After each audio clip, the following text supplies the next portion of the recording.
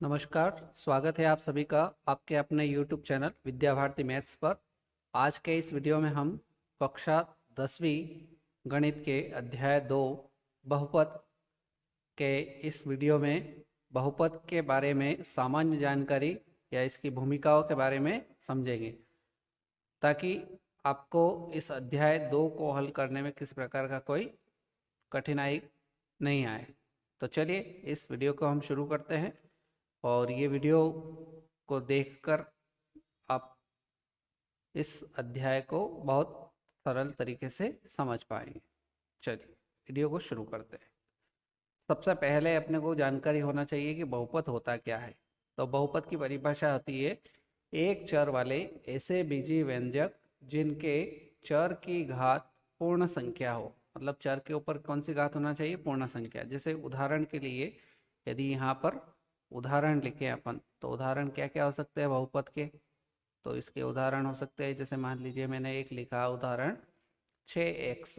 तो ये एक बहुपद है क्योंकि यहाँ पर चर x है और x के ऊपर घात जो है कुछ भी नहीं है, मतलब 1 है, और एक घात क्या है? पूर्ण संख्या है। इसी प्रकार से यदि मैं दूसरा उदाहरण लिखता हूँ इसका, तो 2y² धन 3, ये भी आपका एक बहुपद है क्योंकि मैं इसमें एक चर y है और इसके ऊपर जो घात है 2, वो एक पूर्ण संख्या है। ठीक है। इसी प्रकार से एक और उदाहरण से इसको समझ लेते हैं। 4x² धन 5x। ठीक है। यहाँ पर भी x दोनों जगह पर है, मतलब एक ही चर है x। तो यहाँ पर x के ऊपर घात 2 है, ये भी पूर्ण संख्या है, और x के ऊपर भी घात 1 है, ये भी पूर्ण संख्या है। तो ये सारे क्या है? बहुपद के उदाहरण है। ठीक है। तो आपको समझ में आ गया होगा कि बहुपद और बहुपद के उदाहरण किस प्रकार से होते हैं। चलिए आगे बढ़ते हैं। दूसरी जानकारी अपने को समझना है कि अचर राशियाँ क्या होती है। जो अचर राशियाँ है या अचर राशि किसे कहते हैं, तो देख लेते हैं। वे राशियाँ जिनके मान निश्चित होते हैं, मतलब फिक्स होते हैं, कभी भी बदलते नहीं हैं, उन्हें अचर राशियाँ कहा जाता है। ऐसी राशियों को अचर राशियाँ कहते हैं। जैसे उदाहरण के लिए एग्जाम्पल से समझते हैं अपन। जैसे जितने भी पूर्णांक होते हैं, 1 से लगाकर 2, 3 से लगाकर आगे डेस डेस डेस अनंत तक, तो इनके मान हमेशा समान रहते हैं, कभी भी बदलते नहीं है। 1 का मान हमेशा 1 ही रहेगा, 2 का मान 2 ही रहेगा, 3 का मान 3 ही रहेगा। तो ये मान जो कभी बदलते नहीं, निश्चित होते हैं, उनको क्या कहा जाता है? अचर राशियाँ कहा जाता है। ठीक है। तो ये भी आपको समझ में आ गया होगा। अब समझेंगे अपन चर राशियाँ क्या होती है। तो बिल्कुल अचर का विपरीत चर है। वे राशियाँ जिनके मान अनिश्चित होते हैं, मतलब हमेशा बदलते रहते हैं, उन्हें क्या कहा जाता है? चर राशियाँ कहते हैं। जैसे उदाहरण के लिए अपनों ने किसी सवाल को हल करने के लिए कोई जानकारी अपने को निकालना है, तो अपन उसको क्या मान लेते हैं? गणित में x मान लेते हैं, या y मान लेते हैं, या z मान लेते हैं, या ABC मान लेते हैं। तो इनका मान हमेशा अलग अलग आता है। किसी सवाल में x का मान 2 आया, दूसरे सवाल में x का मान 8 आ गया। तो ये मान जो होते हैं ये हमेशा बदलते रहते हैं, फिक्स नहीं होते हैं। तो ऐसे मान क्या कहलाते हैं, या ऐसी राशियाँ चर राशियाँ कहलाती है। ठीक है। चलिए ये आपको समझ में आ गया होगा। बहुत ही सरल है ना? इसमें कोई ज़्यादा कठिन वाली बात नहीं। चले आगे बढ़ते हैं। और क्या जानकारी अपने को पता होना चाहिए इस अध्याय के लिए? तो अगला है बीजीय व्यंजक। तो बीजीय व्यंजक क्या होता है, तो देख लेते हैं इसकी परिभाषा। चर तथा अचर राशियों के मिश्रण को बीजीय व्यंजक कहते हैं। मतलब जिसमें चर भी हो और अचर भी हो, दोनों राशियाँ जिसमें रहती है, वो आपका बीजीय व्यंजक कहलाता है। जैसे उदाहरण के लिए इसको उदाहरण से यदि अपन समझे, तो यहाँ पर मैंने यदि लिखा 4x, तो ये क्या है? इसमें 4 क्या है? अचर है, और x क्या है? चर है। तो ये क्या हो गया? आपका बीजीय व्यंजक हो गया। ठीक है। इसी प्रकार से यदि इसको एक और उदाहरण से समझे, तो 3x धन 2, ये भी आपका बीजीय व्यंजक है क्योंकि इसमें 3 और 2 क्या है? अचर है, और x क्या है? चर। तो इस प्रकार से जिस व्यंजक में चर तथा अचर दोनों उपस्थित रहते हैं या दोनों मौजूद रहते हैं, इस प्रकार का व्यंजक आपका क्या कहलाता है? बीजीय व्यंजक कहलाता है। ठीक है। चलिए आगे बढ़ते हैं। अब अपन समझेंगे बहुपद के प्रकार, कि बहुपद कौन कौन से प्रकार के होते हैं, और उनके बारे में अपन देख लेते हैं। तो बहुपद दो प्रकार के होते हैं, एक तो होता है घातों के आधार पर और दूसरा होता है पदों के आधार पर। घातों और पदों के आधार पर बहुपद दो प्रकार के होते हैं, ठीक है। पहला होता है घातों के आधार पर और दूसरा होता है पदों के आधार पर। आप अपन एक एक करके इनके बारे में समझ लेते हैं। तो पहले पढ़ेंगे अपन घातों के आधार पर। घातों के आधार पर बहुपद कौन कौन से प्रकार के होते हैं, ठीक है। तो पहला होता है घातों के आधार पर रैखिक बहुपद या रेखीय बहुपद। पहला क्या होता है, रेखीय बहुपद, ठीक है। अब रेखीय बहुपद को उदाहरण से समझे तो ऐसा बहुपद जिसमें चर की घात कितनी हो, एक हो।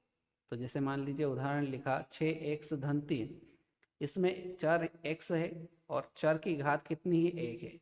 तो ऐसा बहुपद रेखीय बहुपद कहलाता है जिसमें चर की घात कितनी हो, एक हो। इसको आप ऐसा भी लिख सकते हो कि एक घात वाला बहुपद रेखीय बहुपद कहलाता है, ठीक है। तो ये घातों के आधार पर पहला प्रकार हो गया रेखीय बहुपद, ठीक है। ये समझ में आ रहा होगा। चलिए दूसरा देखते हैं। दूसरा जो होता है वो होता है द्विघातीय बहुपद। द्विघातीय बहुपद, ऐसा बहुपद जिसमें चर की घात कितनी हो, दो हो। यदि इसी उदाहरण को समझे अपन तो ये उदाहरण इसका ऐसा हो जाएगा 6x² धन 3, ठीक है।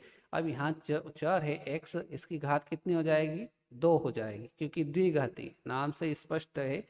द्वि मतलब दो और घात, ऐसा बहुपद जिसकी घात कितनी हो, दो हो, ऐसा बहुपद द्विघाती बहुपद कहलाता है, ठीक है। तो ये बहुपद क्या हो जाएगा, दो घात वाला बहुपद द्विघाती बहुपद कहलाता है, ठीक है। चलिए आगे देखते हैं तीसरा नंबर का बहुपद घातों के आधार पर। तो ये होता है त्रिघातीय बहुपद। तो ये भी समझ में आ गया होगा आपको त्रिघातीय बहुपद क्या होता है। तो चलिए इसको समझ लेते हैं इसी उदाहरण से। तो ये यहाँ लिखा 6x³ धन 3, ठीक है। तो यहाँ पर अपन देख रहे हैं कि x जो चर है इसके ऊपर घात कितनी लगी हुई है, 3 है। तो यहाँ पर नाम में क्या है, त्रि मतलब 3। तो ऐसा बहुपद जिसके चर की घात 3 हो, वो बहुपद आपका त्रिघातीय बहुपद कहलाता है, ठीक है। तो ये हो जाएगा आपका 3 घात वाला बहुपद त्रिघातीय बहुपद कहलाता है, ठीक है। बहुत ही सिंपल है। चलिए अब आगे देखते हैं। अगला नंबर चौथा वो होता है अचर बहुपद। अगला है अचर बहुपद। चलिए इसको भी समझ लेते हैं। अचर बहुपद क्या होता है। तो जितने भी पूर्णांक होते हैं, एक हो चाहे दो हो चाहे चार हो चाहे छः हो, जितने भी पूर्णांक है ये सब क्या होंगे, अचर बहुपद कहलाते हैं, ये अचर बहुपद होते हैं, ठीक है। आगे एक और बहुपद होता है शून्य बहुपद। शून्य बहुपद, तो शून्य बहुपद के उदाहरण समझ लेते हैं। जैसा आपने देखा होगा 0,0x² 0x³, इस प्रकार के जो बहुपद होते हैं वो शून्य बहुपद कहलाते हैं, ठीक है। तो ये पहला प्रकार हो गया घातों के आधार पर। इसमें 5 प्रकार के, इसको अपनों ने समझ लिया, ये आपको समझ में आ गया होगा। चलिए आगे बढ़ते हैं। अब अपन देखेंगे पदों के आधार पर बहुपद के प्रकार, ठीक है। तो पदों के आधार पर बहुपद के प्रकार में पहला होता है एक पदीय बहुपद।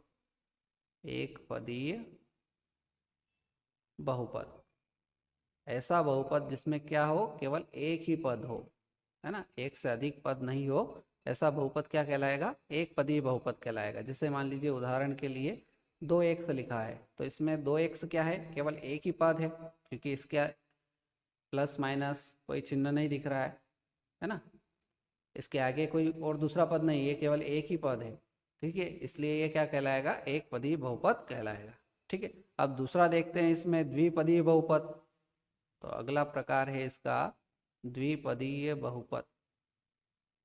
तो इसका नाम समझ में आ गया होगा। द्विपदीय बहुपद मतलब जिस बहुपद में कितने पद हो, द्वि मतलब क्या होता है, दो, और पद मतलब पद, और ऐसा बहुपद जिसमें पदों की संख्या कितनी हो, दो हो। जैसे मान लीजिए इसमें ऐसा लिखा है इसको उदाहरण से देखते हैं तो 2x² धन 6। तो यहाँ पर ये पहला पद हो गया, 2x² पहला पद, और ये प्लस का 6 क्या हो जाएगा, दूसरा पद।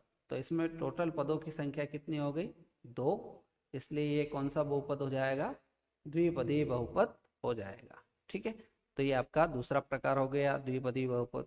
इसी प्रकार से तीसरा नंबर का त्रिपदीय बहुपद, त्रिपदीय बहुपद, त्रिपदीय बहुपद।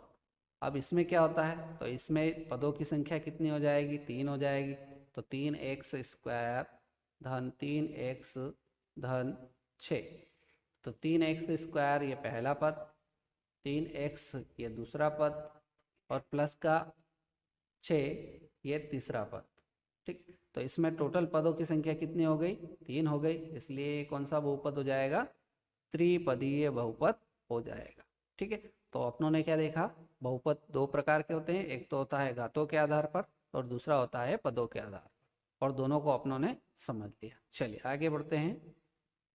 अब अपन देखने वाले हैं बहुपद की घात, कि बहुपद की घात क्या होती है। ठीक है, तो चलिए इसकी परिभाषा देख लेते हैं। तो परिभाषा है, बहुपद में चर की सबसे बड़ी घात बहुपद की घात होती है। जो बहुपद हमें दे रखा होता है, उस बहुपद में जो चर रहता है उसकी जो सबसे बड़ी घात होती है वही बहुपद की घात कहलाती है। जैसे मान लीजिए, इसको एक उदाहरण से समझ लेते हैं कि यदि मान लीजिए मैंने ऐसा लिखा हुआ है 3x² धन 6, तो इसमें बहुपद की घात कितनी होगी। तो इसमें चर क्या है, x है, और x की अधिकतम घात क्या है, 2। तो यहाँ पर घात कितनी हो जाएगी, घात बराबर 2। ठीक है, इस बहुपद की घात क्या हो जाएगी, 2 हो जाएगी। ठीक है, चलिए एक और उदाहरण देख लेते हैं। 4a की घात 6 धन 4a प्लस 5, ऐसा बहुपद लिखा हुआ है। तो इसमें चर क्या है, a है। तो a की सबसे बड़ी घात कितनी है, 6। तो इस बहुपद की घात कितनी हो जाएगी, 6 हो जाएगी। ठीक है, तो ये आपको समझ में आ गया होगा कि बहुपद क्या होता है और बहुपद की घात क्या होता है। बहुपद में चर की जो सबसे बड़ी घात होती है वही अपनी बहुपद की घात कहलाती है। अब अपने को कुछ सूत्र याद रखना है। तो पहला नंबर का सूत्र अपने को याद रखना है, वो है शून्यकों का योग, शून्यकों का योग। इनका उपयोग अपन को इस अध्याय को हल करने में पड़ेगा। तो शून्यकों का योग का फार्मूला होता है -b/a, या आप इसको ऐसा भी याद रख सकते हैं, -x का गुणांक, -x का गुणांक बटे x² का गुणांक, x² का गुणांक। ठीक है, तो ये तो आपका पहला फार्मूला हो गया। ठीक है, दूसरा फार्मूला अपने को याद रखना है शून्यकों का गुणनफल, शून्यकों का गुणनफल। तो शून्यकों का गुणनफल का फार्मूला क्या होगा, तो ये होगा c/a, या आप इसको याद रखना चाहो तो ऐसे याद रखना, c मतलब अचर पद, अचर पद मतलब संख्या, और बटे a मतलब क्या होगा, इसमें a समान रहेगा x² का गुणांक। ठीक है, ये आपको याद हो गया होगा, बहुत ही सरल है। अब रेखिक बहुपद जो होता है, रेखिक बहुपद का शून्यक क्या होता है, तो रेखिक बहुपद समझ लेते हैं अपन। रेखिक बहुपद, रेखिक बहुपद किसे कहते हैं, तो रेखिक बहुपद ax प्लस b। ठीक है, रेखिक बहुपद क्या होता है, ax प्लस b। ठीक है, अब यहाँ पर ax प्लस b है, तो इसके शून्य क्या हो जाएंगे। जैसे मान लीजिए बहुपद है, जैसे इसको समझ लेते हैं, बहुपद दे रखा है आपको ax² plus bx plus c बराबर 0। अब इसके योग और गुणनफल का जो फार्मूला मैंने अभी आपको बताया, तो योग का फार्मूला होता है अल्फा प्लस बीटा, मतलब शून्यकों का योग बराबर क्या होता है, -b, मतलब ये माइनस में रहेगा, और बटे a x² के साथ में क्या है, a, तो ये नीचे आ जाएगा। इसी प्रकार से गुणनफल अल्फा इंटू बीटा बराबर क्या होता है, c, अचर पद, क्योंकि यहाँ पर क्या आएगा, अचर पद आएगा, और बटे एक्स स्क्वायर का गुणांक तो c/a। ठीक है, तो इस प्रकार से अपने को ये दोनों फार्मूले याद रखना है, इनका उपयोग अपने को इस अध्याय में करना होगा। ठीक है, तो इस प्रकार से इस वीडियो में हमने सामान्य जानकारी जो कि बहुपद से रिलेटेड थी, उस जानकारी को अपनों ने समझा। उम्मीद करता हूँ कि ये सारी जानकारी आपको अच्छे से समझ में आ गई होगी, जो कि बहुत काम आएगी आपको इस अध्याय को हल करने में। तो ये वीडियो आज यहीं तक। उम्मीद करता हूँ वीडियो अच्छा लगा होगा। मिलते हैं नेक्स्ट वीडियो में प्रश्नावली के सवालों के साथ। जय हिंद, जय भारत, वंदे मातरम।